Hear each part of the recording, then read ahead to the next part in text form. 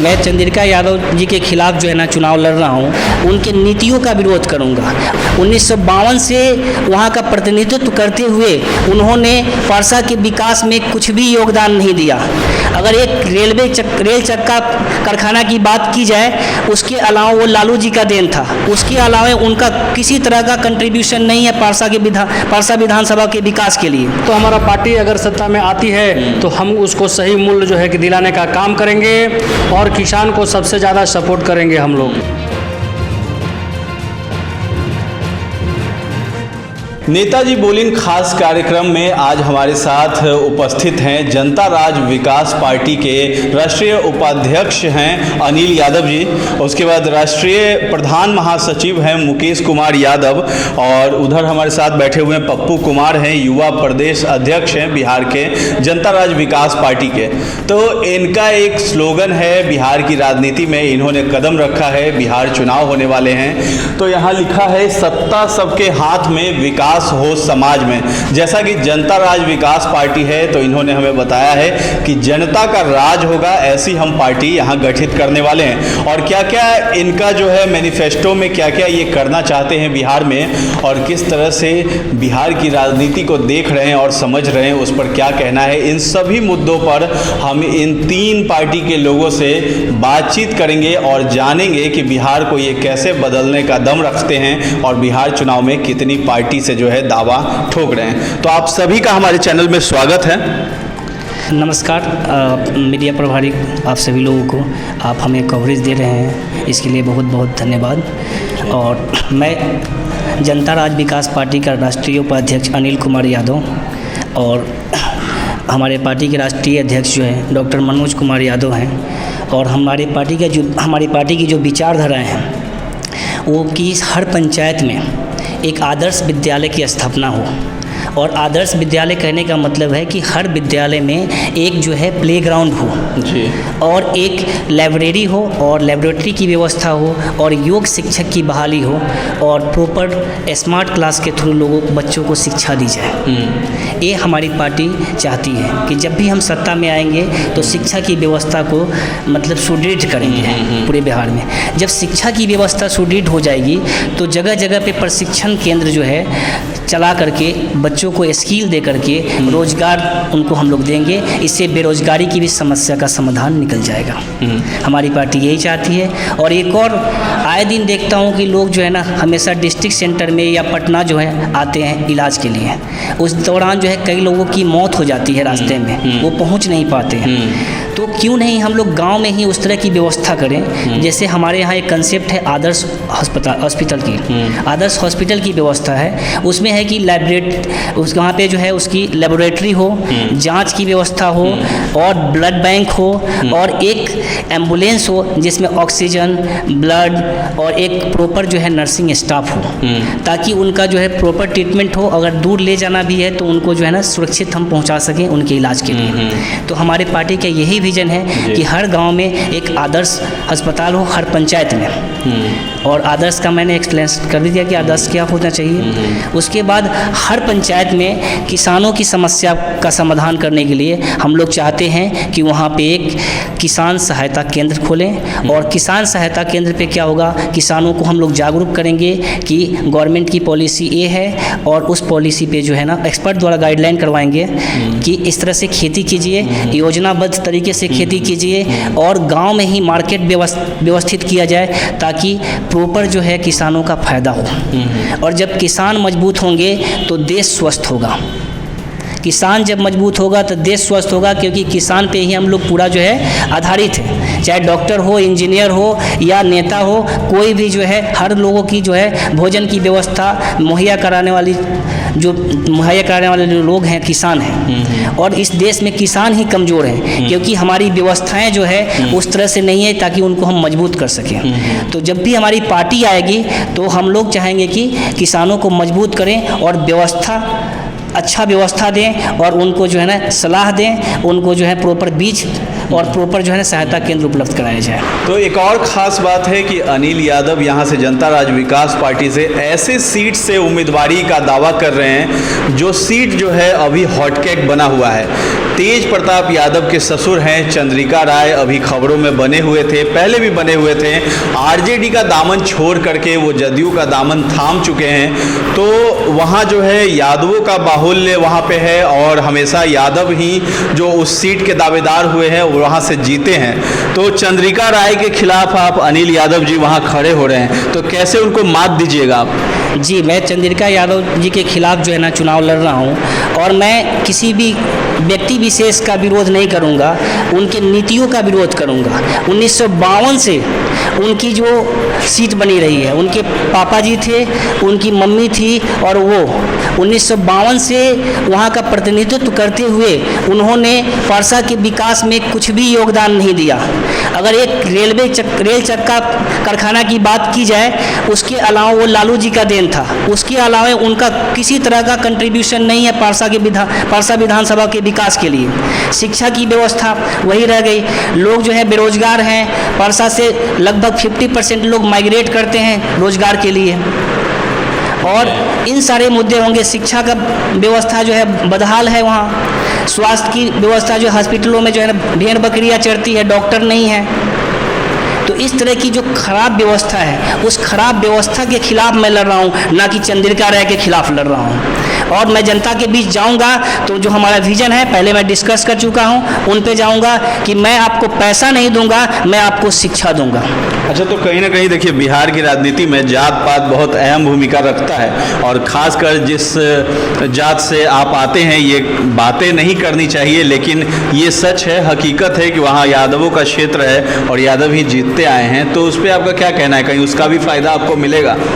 नहीं, मैं जाति व्यवस्था पे विश्वास नहीं रखता हूँ। मैं चाहता हूँ कि समाज में कोई एक नई दिशा मिले और समाज के सभी लोग वर्ग जो है एक समान होते हैं और उनकी एक समान जो है भागीदारी हो और सबका विकास एक जैसा हो। मैं उस व्यवस्था में विश्वास करता हूँ, इसलिए मैं जाति प्रथा में विश्वास नहीं करता हूँ। मैं चाहता हूँ कि मुझे हर तबके का जो है ना हर वर्ग का समर्थन मिलेगा और मैं जीत कर आऊँगा। तो यहाँ हमारे साथ राष्ट्रीय प्रधान सचिव हैं, इसी पार्टी से हैं, मुकेश कुमार यादव जी हैं। तो इनसे हम जानते हैं कि आखिर पार्टी को ये कैसे आगे बढ़ाने का काम करेंगे और इनका दायित्व क्या होगा और बिहार की राजनीति को लेकर क्या सोचते हैं। सबसे पहले तो मीडिया भाई को बहुत बहुत धन्यवाद जो हमारे पार्टी को सपोर्ट कर रहे हैं और हमारे कवरेज को जो है दिखा रहे हैं। आज हम लोगों ने जो जनता राज विकास पार्टी का जो गठन किया है, तो ये इस पार्टी में मेन हम लोगों का जो है मोनोपोली रहेगा, युवाओं का जो है सबसे बड़ा योगदान है, जो कि आज के डेट में या तो देश लेवल पे हो या तो राज्य लेवल पे सब लोगों ने युवाओं को ठगा है। तो हमारी पार्टी जो है युवाओं को सबसे ज़्यादा सपोर्ट करेगी, जो कि आज के डेट में सबसे बड़ा मुद्दा है बेरोजगारी, कि सबसे अच्छा पढ़ाई लिखाई के बाद भी लोग जो है चपरासी का नौकरी करने के लिए जो है लड़का लोग रेडी रहता है। तो हम लोग उस मुद्दा पे खास करके उसको उस तरह से गाइडलाइन देंगे कि जो सरकार में इस तरह का हो रहा है, जो शोषण हो रहा है युवा का, वो मुद्दा हम लोग जो है सबसे ज़्यादा अहम रखेंगे। हमारा पार्टी अगर आगे ग्रोथ करेगी तो हमारा पार्टी मुद्दा उठाएगी और ये सिस्टम को मजबूत करेगी। और महिलाओं का जो शोषण हो रहा है, महिलाओं का भी जो है हम लोग पार्टी में बहुत अच्छा अहम जो है कि भूमिका जो है कि निभाएगी और योगदान रहेगा। और ख़ास करके हम लोग हर देश में जो है या तो राज्य हो देश हो, किसान का जो है सबसे बड़ा जो है कि महत्व होता है, जो कि किसानी एक ऐसा है कि पूरे देश के सिस्टम को चलाती है। आपके पास पैसा है लेकिन अगर आपके पास अन्न नहीं है तो आप जो है कि भूखे मर जाएंगे।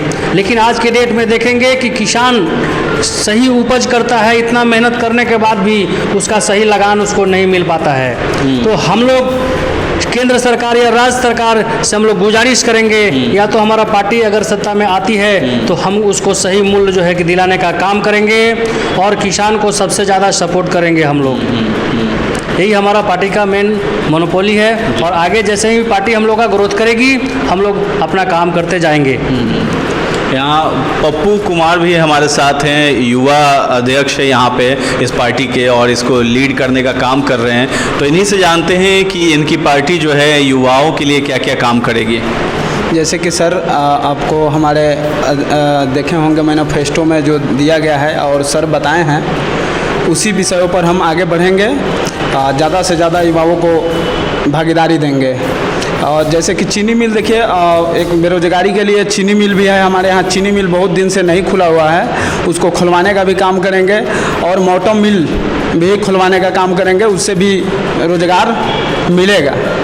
इसी के साथ मैं अपना बात को ख़त्म करता हूँ। धन्यवाद। अनिल यादव जी से कुछ और बातें हैं जो इनके मैनिफेस्टो में शामिल है। इन्होंने हमें बताया है कि बिहार में जो है आदर्श विद्यालय बनाने की बात करते हैं, शिक्षा को आगे बढ़ाने की बात करते हैं, साथ ही जो आदर्श अस्पताल है, तो ये आदर्श विद्यालय, आदर्श अस्पताल, ये सब चीज़ें आपने सुनी होंगी। आदर्श गाँव के बारे में भी आपने सुनी होंगी, लेकिन आदर्श विद्यालय कैसा होगा और आदर्श जो है गाँव जो है अनिल यादव जी, क्या उसी के तर्ज पे ये है आदर्श विद्यालय और आदर्श जो है हॉस्पिटल और ये सारी चीज़ें? जी बिल्कुल, आदर्श गांव के अंतर्गत ही आते हैं। आदर्श गांव कब बनता है? जब वहाँ की फैसिलिटी, वहाँ की व्यवस्थाओं को अगर व्यवस्थित ढंग से कर दी जाए। जैसे मैं आदर्श अस्पताल बनाऊंगा, वहाँ के लोग जो है ना मेडिकल रूप से सिक्योर रहेंगे, सिक्योर होंगे, ठीक है। उसके बाद एजुकेशन से सिक्योर होंगे, इकोनॉमिक रूप से सिक्योर होंगे। वहाँ जो well pattern, well drainage system होगा, तो तब जाके आदर्श गांव बनता है। ठीक उसी तरह से तो उसका ये हिस्सा है, आदर्श गांव का हिस्सा है, उसी का पार्ट है, जिसमें जो है आदर्श विद्यालय का निर्माण हम लोग करेंगे। और आदर्श अस्पताल का जो मैं पहले ऑलरेडी बोल चुका हूँ कि आदर्श कहने का मतलब है कि उसका इंफ्रास्ट्रक्चर जो है ना वेल डेवलप हो, जिसमें स्मार्ट क्लासेज हो, लेबोरेटरी हो, लाइब्रेरी हो और क्वालिफाइड टीचर हो, तभी जाके एक अच्छी शिक्षा हम लोग दे पाएंगे। और अच्छी शिक्षा जब दे पाएंगे तो तभी जाके हम योग कैंडिडेट जो है ना, वे योग स्टूडेंट को क्रिएट करेंगे। और वही योग स्टूडेंट जो है ना कहीं प्रशिक्षण संस्थाओं में जाकर प्रशिक्षण लेकर के एक अच्छा रोजगार बनेगा। और एक और मैं बात जोड़ना चाहूँगा कि हम लोग स्वरोजगार गाँव में जोड़ना चाहेंगे। प्रयास रहेगा कि गाँव में रोजगार बने, कि लोगों को माइग्रेट नहीं करना पड़े। और माइग्रेशन से बहुत सारी समस्याएं हैं। देखिए गुजरात में देखे थे बिहारियों को भगाया गया था, तो क्यों नहीं हम लोग, नीतीश जी, लालू जी जो है 15 साल दोनों आदमी ने राज किया, तो हमारे लोग माइग्रेट क्यों कर रहे हैं? इन बातों पर इन लोगों ने क्यों नहीं ध्यान दिया? उसके लिए व्यवस्था क्यों नहीं दिया? उनके खिलाफ हम लोग लड़ना चाहते हैं, उनके नीतियों के खिलाफ। हम लोग चाहते हैं कि बिहार के लोग गर्व से कहें हम बिहार में ही रह के कमाएंगे और कहाँ जहाँ भी जाएंगे वहाँ नाम भी करेंगे, और नाम ऑलरेडी पहले भी करते हैं। लेकिन उनके साथ जो ट्रीटमेंट किया जाता है वो बहुत गंदा किया जाता है, क्योंकि हमारे यहाँ रोजगार की व्यवस्था नहीं है। इस वजह से जो हमारा पूरे भारतवर्ष में हीनता की भाव से लोग देखते हैं, ये इन समस्याओं का निजात हम लोग करेंगे।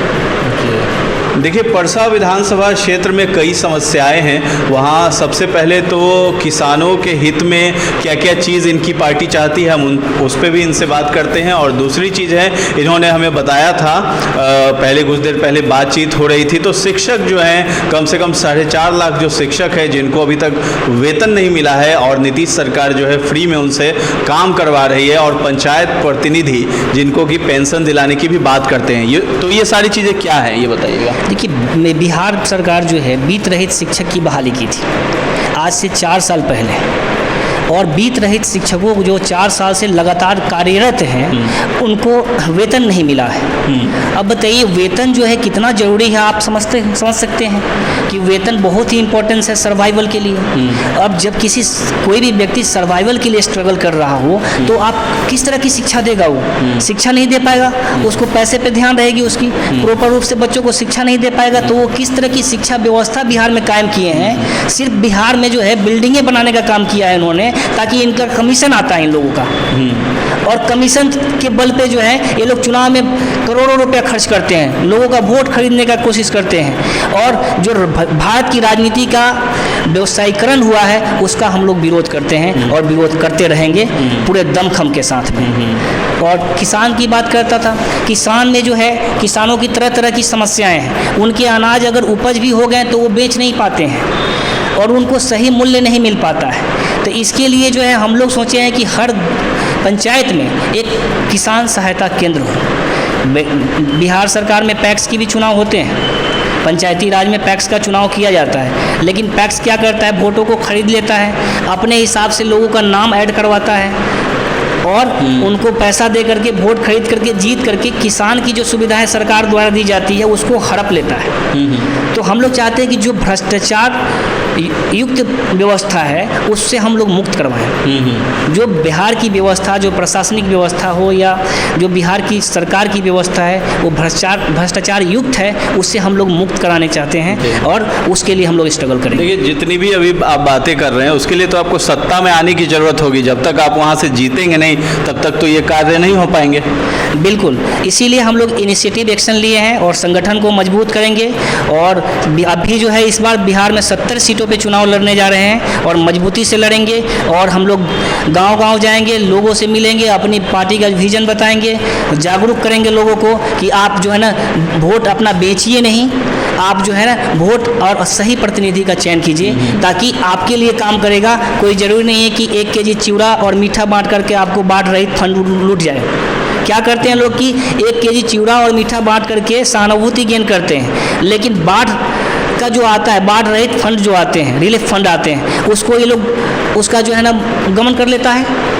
तो उनके अधिकारों का हनन कर लिया, उनको सुविधाएं नहीं मिली, समस्याएं झेलनी पड़ती हैं। लोग को जागरूक करना हमारा काम है और हम लोग चाहते हैं कि शिक्षा, स्वास्थ्य और किसान को समस्याओं से मुक्त कराएं। हमारे पार्टी का मेन मोटिव यही। ये बताइए कि अनिल यादव अगर वहाँ से नहीं जीतते हैं, हार जाते हैं, तो जितनी भी जो बातें हो रही हैं तो जनता को फिर 5 साल लंबा इंतजार करना पड़ेगा।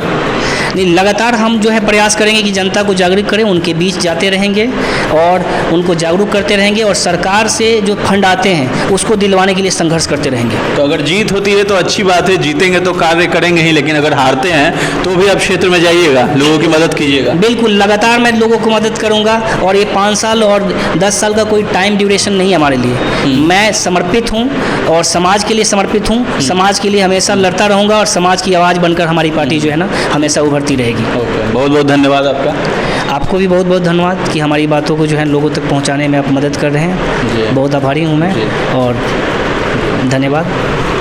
तो ये थे हमारे साथ जनता राज विकास पार्टी के राष्ट्रीय उपाध्यक्ष अनिल यादव और साथ ही यहाँ मुकेश कुमार हैं और पप्पू कुमार हैं। तो इन सभी लोगों से हमने जाना है कि आखिर जनता राज विकास पार्टी का मैनिफेस्टो क्या है, आइडियोलॉजी क्या है, और ये एक ऐसी पार्टी है जो दावा कर रही है, किसी पे लांछन लगा करके ये अपनी पार्टी को बड़ा नहीं करना चाहते हैं, ये कार्य करके लोगों के दिलों में बसना चाहते हैं। और जैसा कि इनका स्लोगन भी है कि यहाँ लिखा हुआ है साफ साफ कि सत्ता सबके हाथ में होगा और जनता का ही यहाँ पे राज होगा। तो जनता राज विकास पार्टी है, तो इसको आप लोग सपोर्ट करने का काम करें। और फिलहाल हमारे चैनल को अब तक सब्सक्राइब नहीं किया है तो सब्सक्राइब कर लें। हम ऐसे ही तमाम जो बिहार की राजनीतिक गतिविधियाँ हैं और जो जीरो लेवल से, ग्राउंड लेवल से जो रिपोर्टिंग होती है वो आप तक हम दिखाने का काम करते रहेंगे। इसलिए हमारे चैनल के साथ बने रहें। फेसबुक पर अगर ये वीडियो देख रहे हैं तो हमारे पेज को लाइक और फॉलो करना न भूलें। शुक्रिया।